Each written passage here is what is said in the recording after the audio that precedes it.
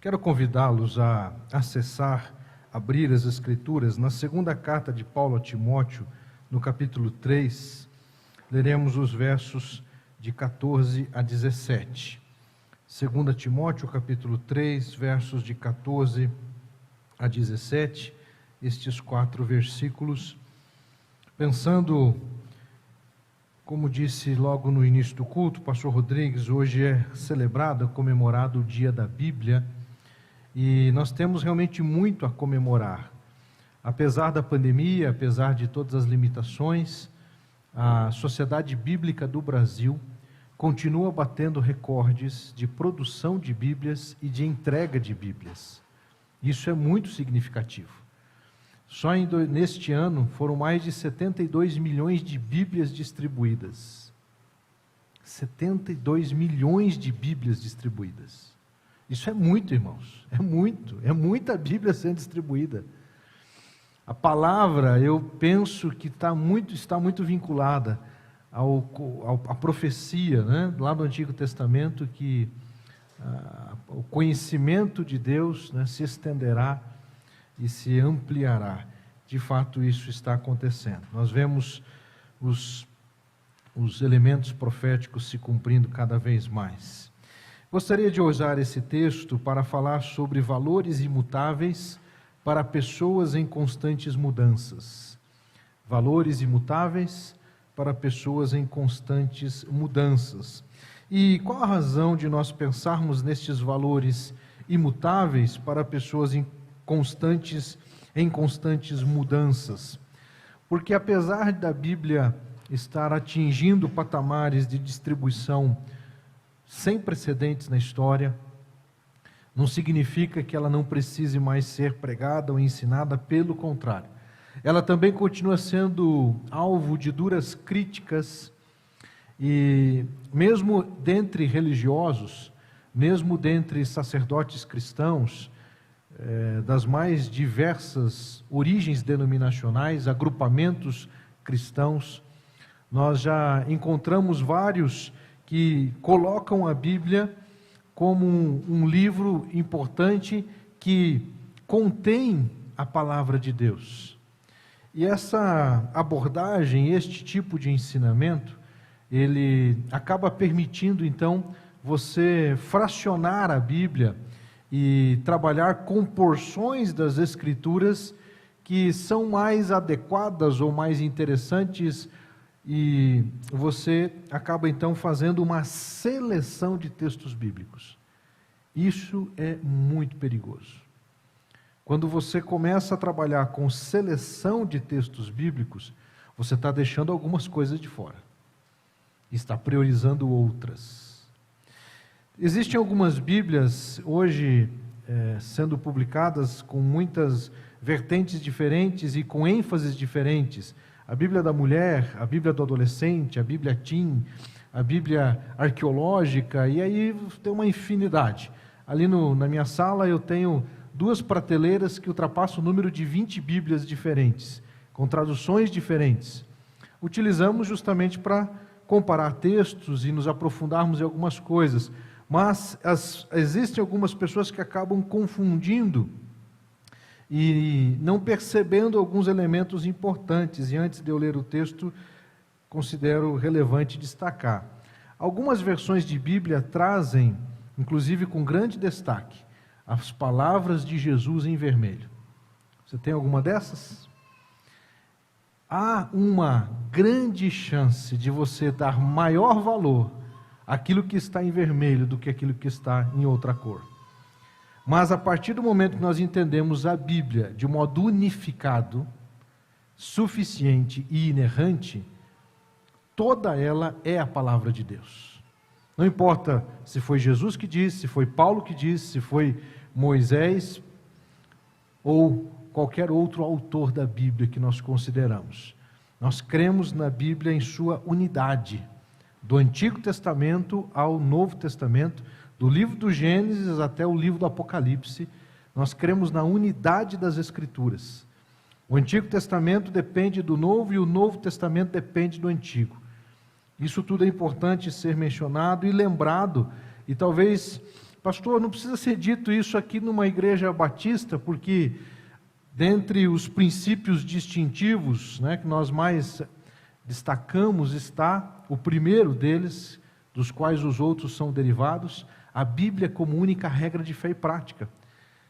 Inclusive, durante muito tempo, nas décadas de 60, 70 e 80, o povo batista era também conhecido como o povo da Bíblia, o povo do livro preto, muitas vezes colocado de modo pejorativo, mas lamento, meus irmãos, se nós não estivermos mais sendo reconhecidos como o povo da Bíblia, porque de fato precisamos ser o povo das Escrituras, o povo que defende a palavra de Deus e ensina esta palavra.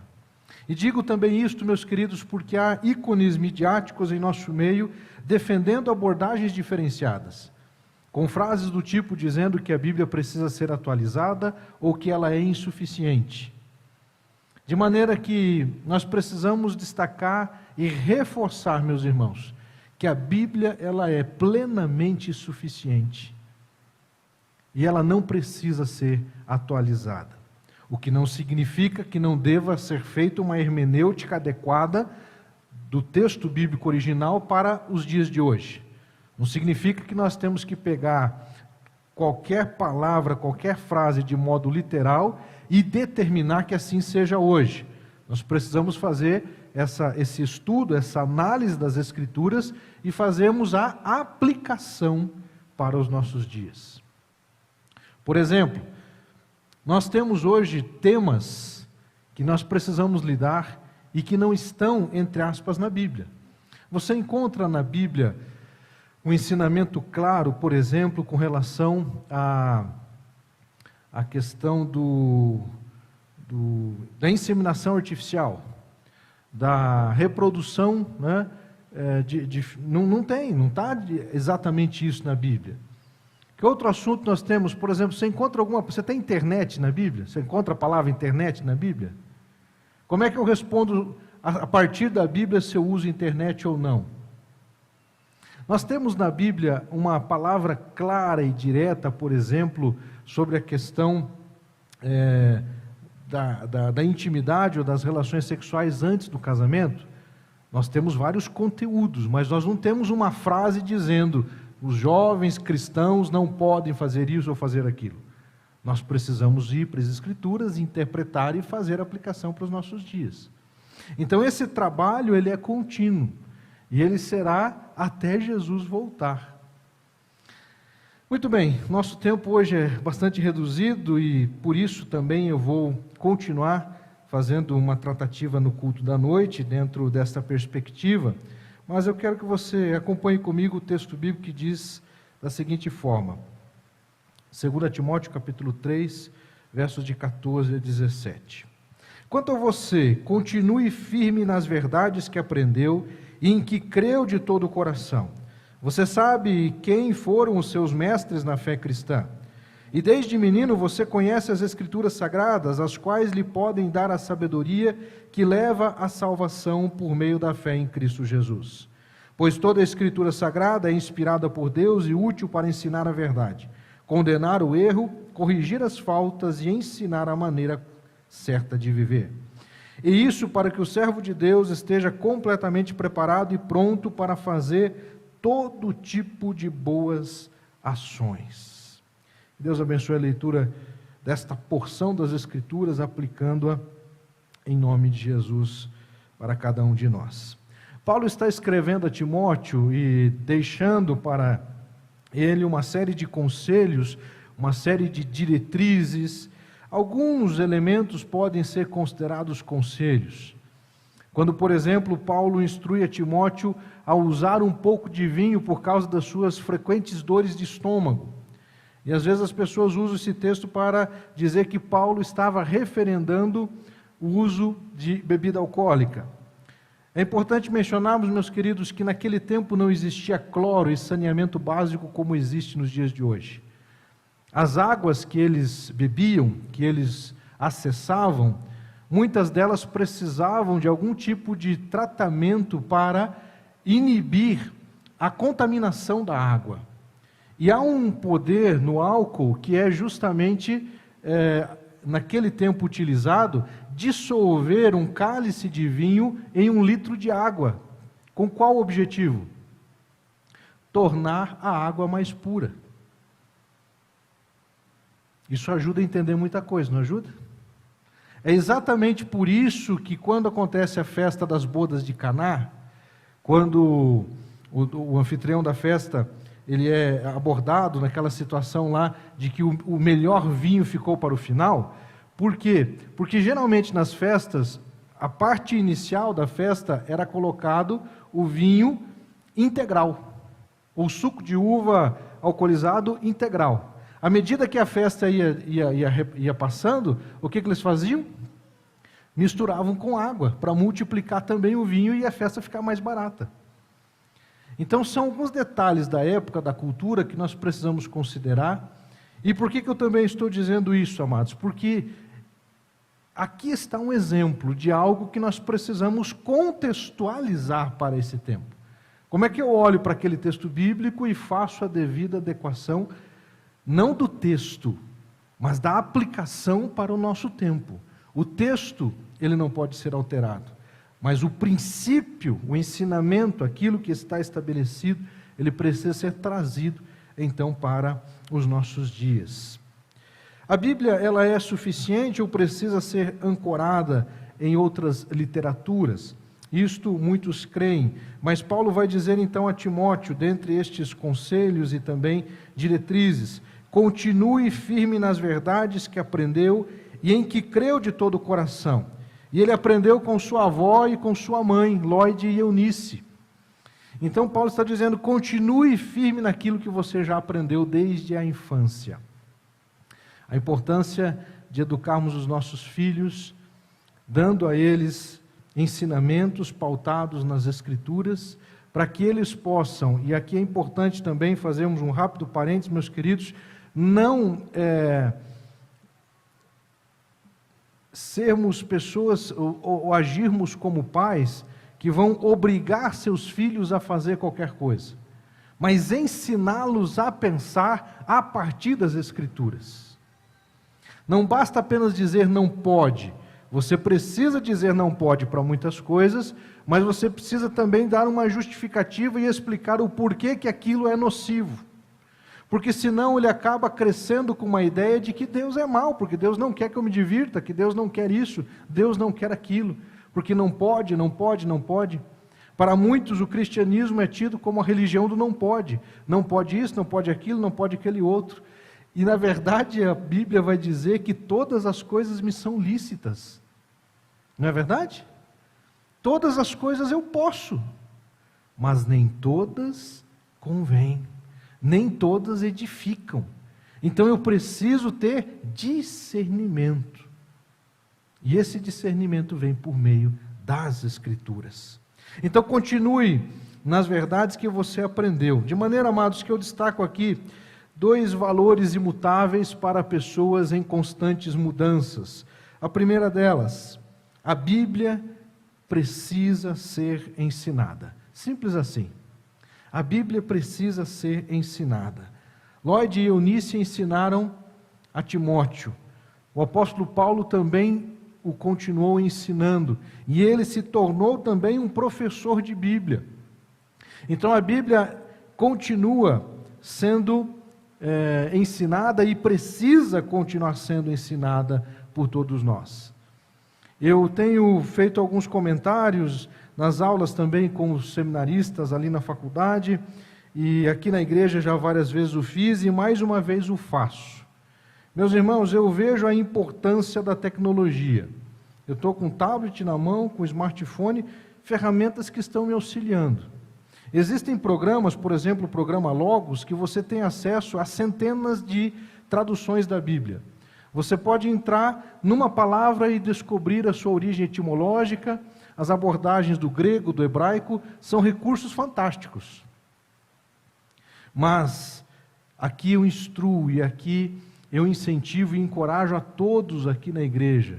Você pode sim usar a Bíblia no smartphone, mas tenha a sua Bíblia pessoal para você acessá-la de modo físico. A Bíblia digital não substitui a Bíblia física. Por quê, pastor? Isso não é um pensamento retrógrado, porque hoje em dia tem tantas alternativas. Claro, mas elas não vieram para substituir a Bíblia no papel. Mas por que não, pastor? Porque existe, meus irmãos, um princípio que eu acho muito interessante e importante destacar. O apóstolo Paulo também, falando a Timóteo, ele disse que ele deveria ser um obreiro aprovado. E segundo Paulo, o que significa ser um obreiro aprovado? Aquele que maneja bem a palavra de Deus. Não use o smartphone e abra sua Bíblia agora em Abacuque. Você vai abrir com facilidade? O livro de Jó está em que contexto? A Bíblia digital não vai te ajudar a você ter essa percepção dos livros bíblicos. Por quê? Porque a Bíblia digital ela já está separada ali, você só clica no nome do livro ali, no nome da carta da epístola. Mas quando você precisa procurar na Bíblia física, existe aqui, meus irmãos, um poder didático tremendo. Você está se expondo, e o seu cérebro está se expondo a uma articulação de recursos mentais e motores, em que você separa, você seleciona, você olha, você anota, Isso aqui gera uma retenção de conhecimento que você não consegue ter no digital. Então, meus irmãos, sim, vamos usar e muito a Bíblia digital, mas não apenas a Bíblia digital. E eu penso, e se quiserem me chamar de retrógrado, não estou preocupado com isso. Eu penso que para esse ambiente aqui, você precisa estar com a sua Bíblia física. As escolas, meus irmãos, o que o aluno leva quando vai para a escola? O que tem no material da escola? Caderno, livro, lápis, não tem? Ou aboliram também? Não tem mais caderno na escola? Não tem mais apostila, não tem mais nada? Ou tem? Pais aí que precisam comprar um material didático agora no começo do mês, sabem bem, não sabem? Irmãos, incentive seus filhos, adolescentes, jovens ou menores, e você mesmo a usar a sua Bíblia, a ter a sua Bíblia, porque isso é algo importante para o nosso desenvolvimento ao longo do tempo. A Bíblia precisa ser ensinada. Paulo vai deixar muito claro também, mais uma vez a Timóteo, não foi à toa que eu escolhi dentre essas cartas, inclusive ele diz, prega a palavra, insta tempo e fora de tempo, ou seja, em qualquer tempo, pregue a Bíblia, a palavra de Deus é que precisa ser pregada. Convido você a fechar os olhos, vamos orar ao Senhor, e nesta manhã que você decida crer ainda mais nas Escrituras, crer na Bíblia como única regra de fé e prática para a sua vida e ensiná-la todos os dias, buscar se alimentar nela todos os dias. Em nome de Jesus, ó Deus, queremos nesta hora te agradecer pela tua palavra, ó Deus, palavra maravilhosa, penetrante, ó Deus, como ela mesmo diz, no mais íntimo, ó Deus, do nosso ser. Nós te louvamos, ó Deus, e agradecemos porque nela temos ensinamentos para toda a vida e para todas as coisas da vida. Usa-nos, ó Deus, também como instrumentos para levar a tua palavra, ó Deus, àqueles que não a conhecem.